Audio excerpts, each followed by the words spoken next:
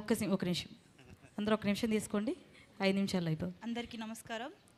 నా పేరు నాగరాణి, నేను వైరా నుంచి వచ్చాను. నేను ఒక సాధారణ గృహిణి. నేను ఒక సూర్యోదయ సామాజిక సేవా సంఘం నుంచి ఒక 20 మంది ఫ్రెండ్స్ కలిసి ఒక విలేజ్ని ఎంచుకొని అక్కడ సేవా కార్యక్రమాలు ప్రారంభిస్తున్నాము. అలాగే యూట్యూబ్ ద్వారా, ఫేస్బుక్ ద్వారా మేడిది రావు గారు చూసి మీకు హెల్ప్గా మేము ఉంటామని చెప్పి మమ్మల్ని ఎంకరేజ్ చేస్తూ ఉంటారు.